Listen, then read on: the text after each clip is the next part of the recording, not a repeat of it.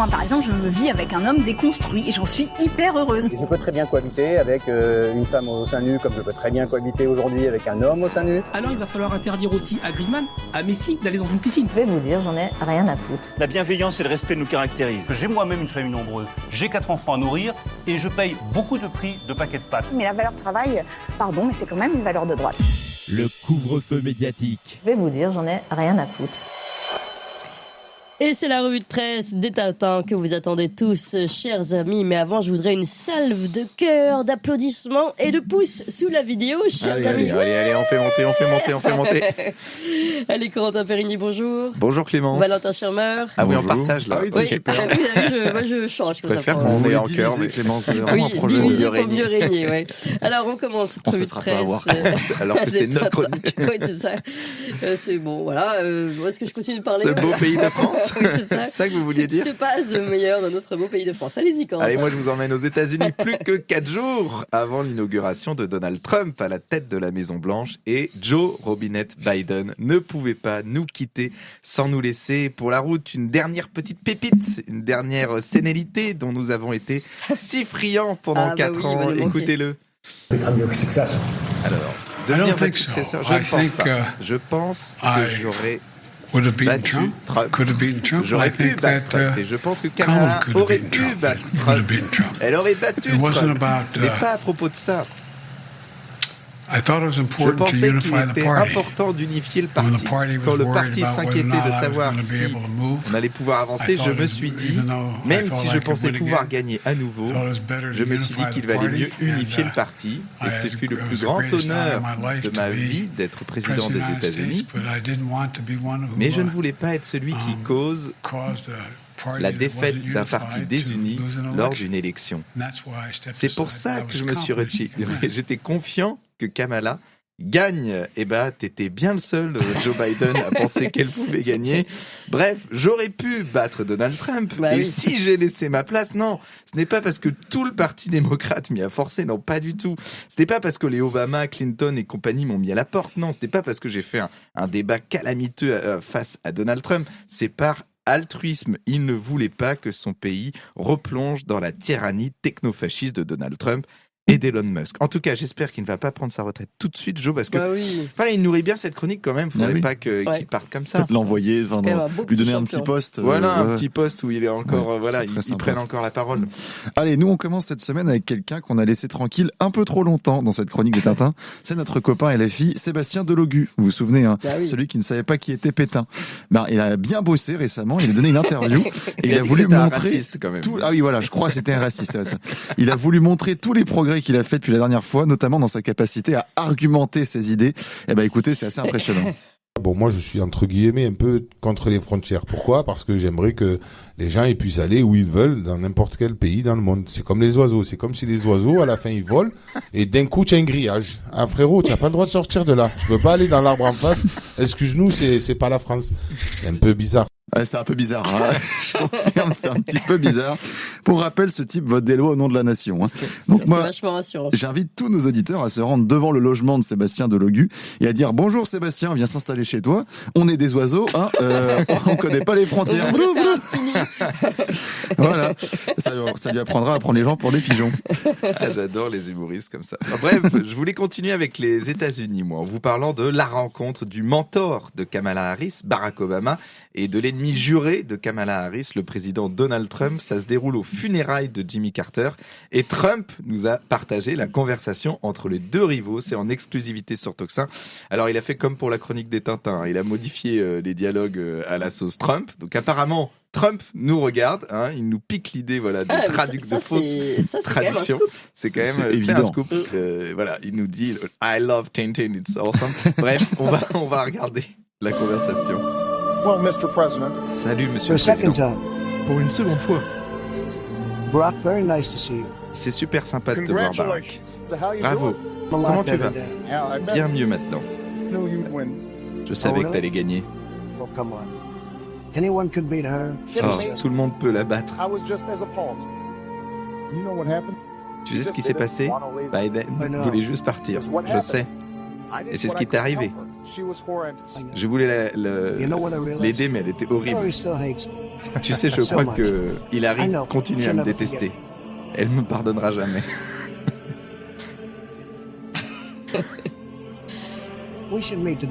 Il faut qu'on discute de choses. Il faut absolument qu'on organise quelque chose. Je vais en Floride pour un golf.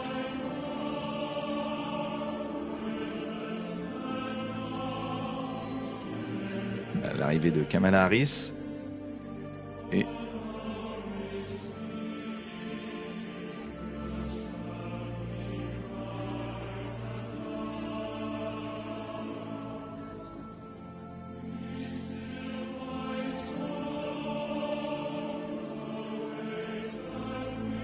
t'as vu ça? Elle ne me regarde même pas. Vraiment? Certains de son entourage m'ont dit qu'elle avait complètement déraillé. Je pense que c'est le cas, c'est sûr. Et aussi, elle n'était pas faite pour ça. Toute cette pression. Si tu n'es pas faite pour ça, nous le ferons. Bref, voilà la conversation entre Barack Obama et Donald Trump, imaginée par ce dernier. Alors, vous allez me dire, qu'en est-il vraiment? Alors, il y a eu un liseur de lèvres, Jeremy Freeman, qui a quand même révélé quelques bribes de conversation entre les deux protagonistes. Trump a bien demandé à Obama de se rencontrer en privé pour parler de quelque chose d'important. Voilà, ça, on est sûr. En tout cas, ce qui a beaucoup fait réagir les internautes, c'est la tête de Kamala Harris qui découvre donc son mentor parler avec son pire ennemi. Et elle, pour le coup, avait bien une tête d'enterrement. On peut comprendre. Vous le savez, Clémence, à cause d'Elon Musk et de Twitter, nos copains journalistes sont inquiets pour la liberté d'expression. Vous aussi, Clémence? Non. Corentin, un petit peu? Moi, je suis terrifié. C'est bien ce qui me semblait. On les comprend, je veux dire, avec Twitter, fini le pluralisme. Fini l'objectivité médiatique. Bêtement, parce qu'on va avoir un journalisme totalement accoquiné. J'essaye de vous faire ricaner, mais ça marche pas. On va avoir un journalisme totalement accoquiné avec le monde politique. C'est très grave. Je veux dire, sur le service public, par exemple, en France, ce serait complètement inimaginable d'avoir une journaliste qui a des accointances politiques, non? Ah, ce serait terrible. Ça serait complètement fou. Mais on va quand même écouter une séquence. C'est avec un micro qui est resté ouvert pendant une interview d'Éric Coquerel.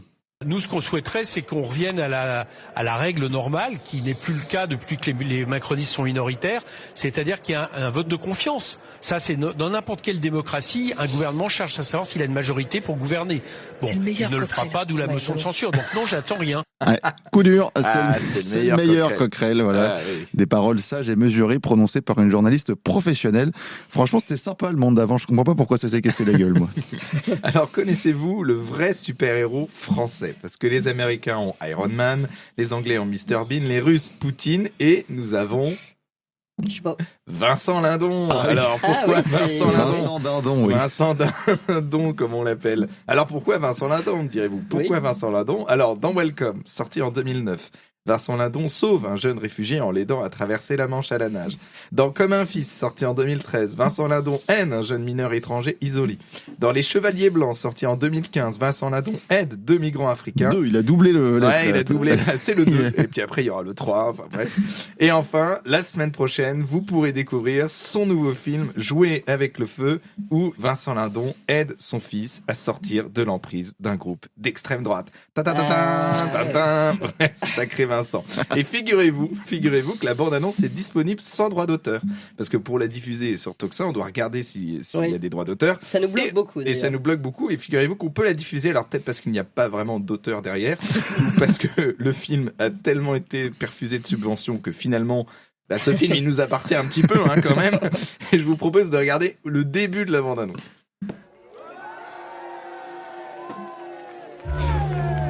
Qu'est-ce que tu vas faire maintenant? J'ai été pris à la Sorbonne aussi. Qu'est-ce que je veux foutre, moi, avec mon BUT métallurgie? Non, arrête. On peut démarrer! Hier, on collait des affiches pour la manif, et il y avait une bande de pieds nickelés qui taguait au bout des voies. Il y avait un gars qui avait la dégaine de ton gamin. Qu'est-ce que tu fabriques, Pouce? J'ai accompagné des potes. C'est bien commencé, il y a des ténues. Hier, retourne la tête des gosses. Ça ne gêne pas que t'en fasses ça là-dedans? Il y a des potes ultra? Non, c'est pas seulement des ultras, non. Allez, c'est bon, je me casse d'ici. Je te laisse avec ton fils parfait. Pouce! Vincent Lindon. Va falloir arrêter de minimiser. Je dirais que c'est jamais assez bien pour toi ce qu'il fait. On n'est pas obligé de faire comme toi.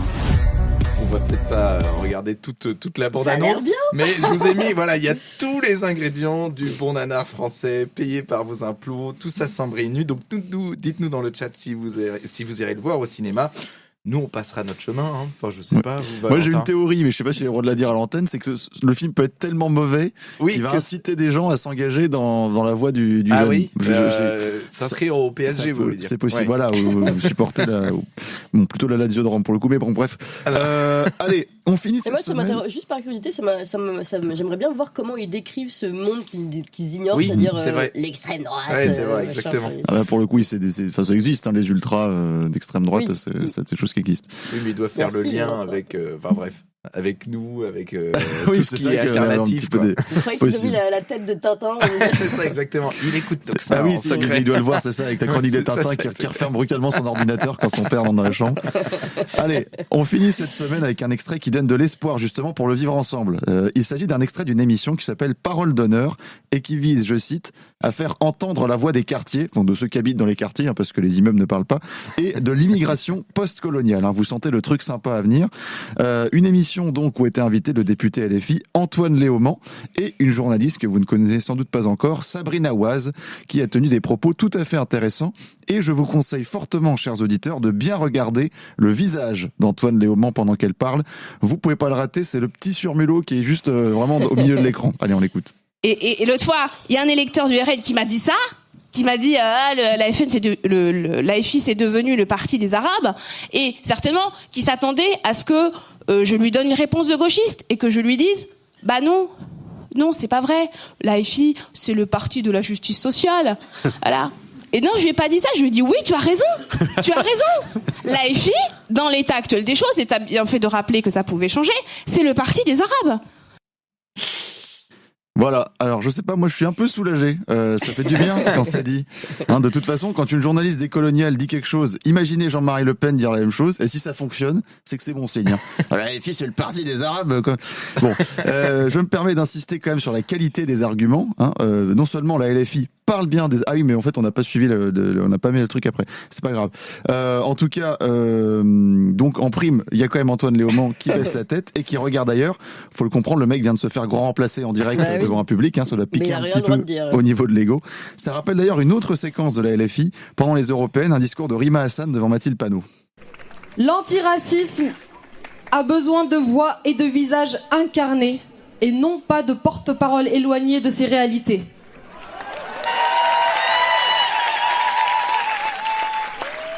Cette époque du porte-parole-là est révolue. Là, elle se tourne vers Mathilde Panot. Elle s'est dit, mais qu'est-ce qui m'arrive là elle aurait mieux fait de continuer à vendre du hareng sur la criée de La Rochelle. Merci beaucoup, en tout cas, cher Tintin, pour ces belles brèves. Et sans plus attendre, on continue avec le rendez-vous tant attendu, chers auditeurs, vous savez. Comme chaque semaine, Corentin Valentin défend leur champion de la semaine. Et c'est à vous de voter pour votre champion préféré. Et cette fois-ci, on va commencer par Corentin, comme le veut la coutume. Alors, si Olivier Véran vous manque, avez-vous fait la connaissance d'Aurélien Rousseau ? Alors moi, je le connaissais pas très bien. Mais Aurélien Rousseau, donc c'est un ancien communiste, ancien ministre de la Santé, un placebo donc du gouvernement Borne. Alors je dis placebo car toujours là, toujours présenté comme la solution, mais qui finalement n'a pas vraiment eu d'impact sur la santé des Français, à part des effets secondaires indésirables. Et c'est comme quand on vous donnait, vous savez, un verre d'eau avec du sucre quand vous étiez petit, quand vous étiez cogné, et on vous disait, tu vas voir, ça va bien se passer. J'ai pas eu ça. Et ben là, vous aviez même pas un verre d'eau avec du sucre. Voilà. Bon, on me donnait une claque, on me disait, t'arrêtais pas de cogner. Une claque, t'as pas mal. Ça, chez vous, ça. Voilà. Après, je suis dans des endroits où il y a eu la guerre, donc forcément, c'est peut-être la différence avec Chaville, quoi. Voilà. Et nous, on croyait que ça marchait. Bref, là, c'est pareil. Il y a une crise dans l'hôpital. Vous étiez naïf, quand même. Et moi, je faisais même parce que j'étais chef de petits louveteaux, donc de 8 à 12 ans. À chaque fois qu'ils s'étaient cognés, on leur dit, viens, on va à l'infirmerie, un peu de sucre, un peu d'eau, et ils repartaient, et ils étaient persuadés qu'on leur avait donné un médicament. On va être obligé de vous frapper à l'antenne, Corentin, là, c'est pas possible. Voilà, c'est des techniques, c'est terrible, on ment aux gens, mais bon, ça marche. Et ben là, c'est la même chose, figurez-vous, on nous a fait la même chose. Il y a une crise de l'hôpital, on a mal, et on vous dit, bon, bah voilà, on a Aurélien Rousseau, si, ça va bien se passer, t'inquiète pas. Alors, il n'est pas resté longtemps, Aurélien Rousseau, 5 mois quand même, alors ça, il a peut-être pas eu le temps de faire effet, et en 5 mois, il est devenu évidemment un expert des questions de santé. Et comme il avait une réputation de technocrate coincé, il s'est dit, tiens, si j'allais dire des conneries sur une radio. Donc il a trouvé une radio où l'on parle vrai, et il a dit ça. Est-ce que les antivax ont contribué à multiplier le nombre de morts, selon vous ? Ben écoutez, oui, je crois que oui. Voilà, je crois que je comprends très bien qu'on ait individuellement de la réticence ou des interrogations sur la vaccination. Mais qu'on défile sur les plateaux pour appeler à la non-vaccination, ça, j'avoue que ça me rend dingue. Et ce qui se passe en ce moment, on a des services d'urgence qui sont en train de crever avec des gens qui sont avec des grippes très sévères et qui ne sont pas vaccinés, avec un taux de vaccination qui est 40 points inférieur à celui qu'il est en Grande-Bretagne. Moi, les gens c'est là que la liberté individuelle et l'intérêt collectif, ils se retrouvent un peu. Parce qu'on a quelquefois les mêmes qui vous expliquent qu'il faut vraiment pas se faire vacciner parce que soit on va tous mourir, soit on aura la 5G injectée, mais qui après vous disent, l'hôpital va très mal. Il y a un sujet de responsabilité. Oui, les antivax. J'avais oublié qu'il avait un accent méridional. Oui. J'ai cru que c'était François Coq au début, mais je me suis... non, François Coq dit pas des bêtises pareilles. Oui, les antivax ont contribué à multiplier le nombre de morts. Le vaccin, c'est l'outil le plus basique de prévention. Alors, ce que j'aime bien avec la France, c'est qu'on est toujours à l'avant-garde des combats d'arrière-garde, comme disait Charles Gave. Donc, vous l'avez compris, si les services d'urgence sont pleins, s'il manque des lits dans les hôpitaux, s'il nous manque des médecins, si les services psychiatriques sont saturés en France, c'est la faute des antivax, qui veulent à la fois ne pas se faire vacciner, mais en plus bénéficier de l'hôpital. Et puis, c'est pas tout.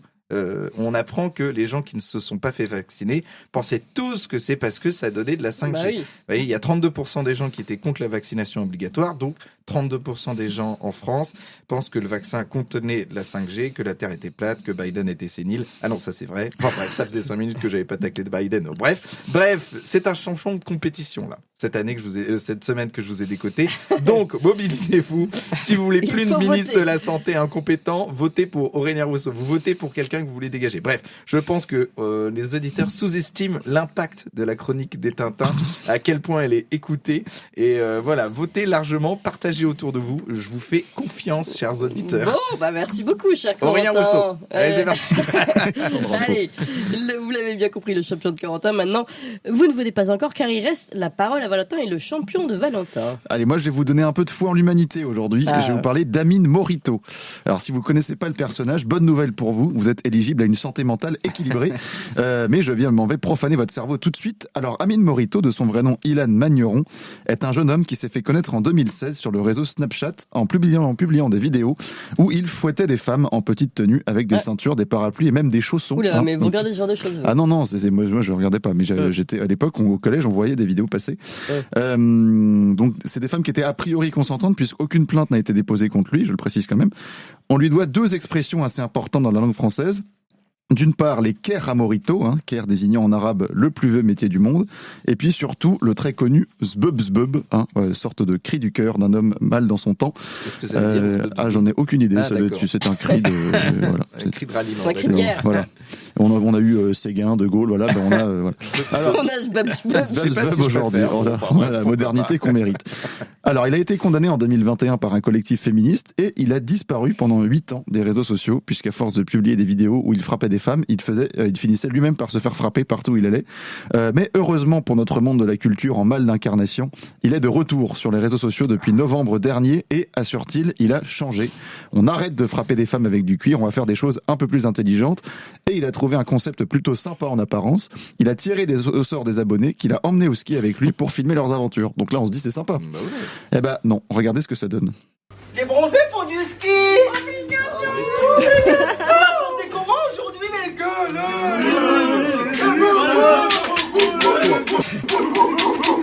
On va tout baiser. Qu'est-ce que ça veut dire ça? En dehors de Chaville, tout le monde sait ce que ça veut dire. BZ. Qu'est-ce que ça veut dire? Voilà. Alors ce sont bien des êtres humains. Ils donnent des bâtons pour se faire battre. Là. Voilà. Donc, j'ai vu des gorilles dans des eaux mieux éduqués que ces gens-là, honnêtement. Bon, après tout, vous me direz... C'est une blague, ce truc. Non, mais vous allez me dire, arrête de faire le rabat-joie. ils sont apparemment débiles, mais ils embêtent personne. Voilà, c'est bon enfant. Ils ne nuisent à personne. Juste baiser à part au... Voilà. C'est pas très grave. Bon, donc je vous propose une seconde vidéo pour voir s'ils embêtent vraiment personne. Alors la personne en bleu ne les connaît pas.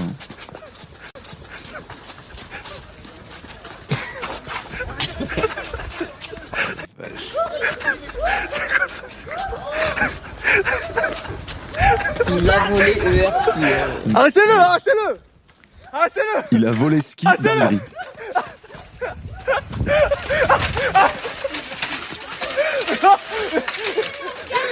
Doucement. Doucement, pourquoi tu tapes, frérot? Doucement, frérot. Ah oui, et après c'est leur faute. Donc là, on a un enchaînement très instructif sur la psychologie de ces gens-là. C'est tant bien, on a Maurice Berger qui parle juste après. Étape 1, on vole des skis à un père de famille qui a rien demandé et on le filme en se marrant. Étape 2, on se fait attraper. Étape 3, on s'offusque que le père de famille s'énerve parce qu'il n'a pas compris que c'était une blague.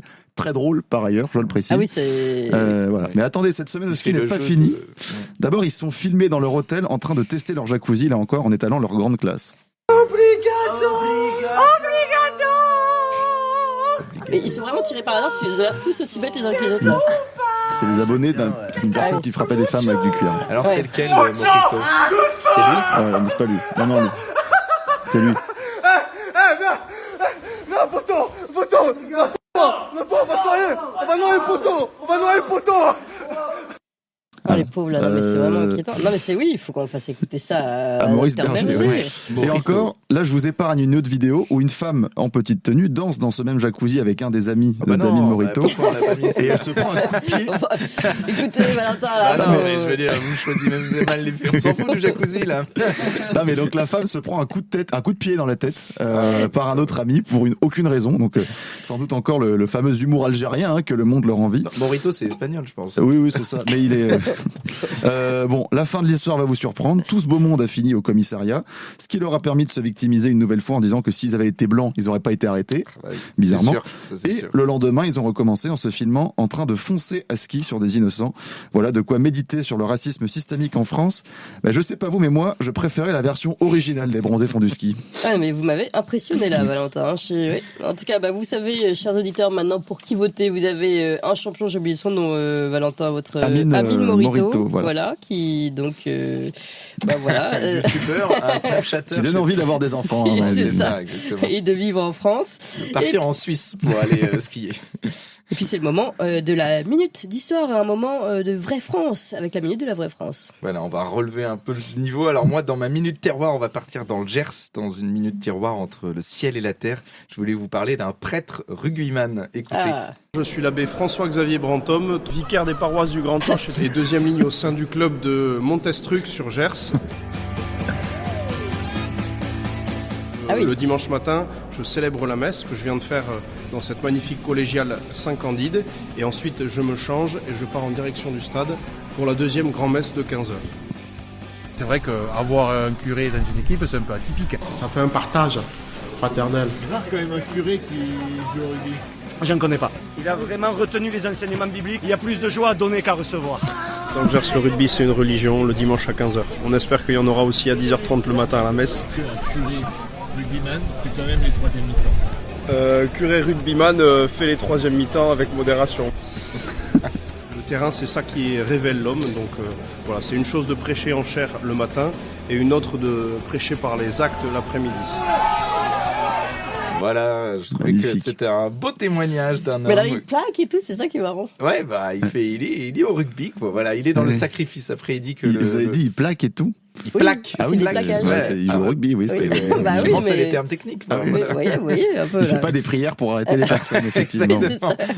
Il leur jette de l'eau bénite en espérant qu'ils vont. Non, mais c'est amusant, oui. Bon. Voilà, donc un homme connecté à la fois au ciel et à la terre. Bref, il en faudrait un peu plus des comme ça. Absolument. Moi, je préfère Amine Morito, mais c'est un personnel. Allez, moi, je finis avec un beau métier traditionnel dont notre personnage du jour est le dernier représentant. Kevin Butel, jeune Normand de 30 ans, est le dernier Hercule forain de France, regardez. Pas de régime, pas de produit, pas d'entraînement, juste un produit normand.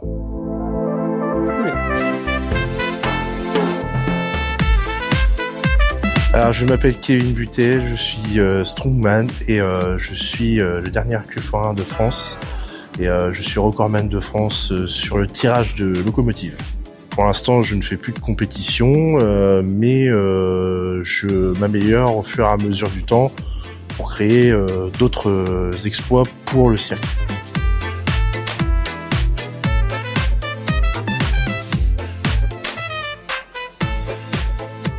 En France, il n'y a plus d'hommes forts au niveau des cirques traditionnels et contemporains.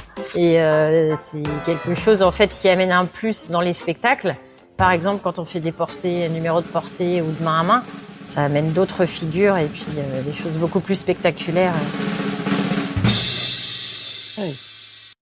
Voilà. Alors le type est recordman de tirage de locomotive. Voilà, le matin. C'est beau. Ouais. Ça, c'est lui en fait qui emmène les trains. C'est pour ça qu'ils sont tous en retard. Bon, merci beaucoup les tintins. Merci à vous Clémence. Merci à vous tous, chers amis. Nous sommes encore très nombreux. Nous sommes évidemment la première matinale de France sur YouTube. On a déplacé notre cher ami Challenger France 24. N'hésitez pas, en revanche, il nous manque énormément de likes. Vous mettez un pouce sous la vidéo ici en direct, des likes et des pouces, des applaudissements pour les tintins. Dans quelques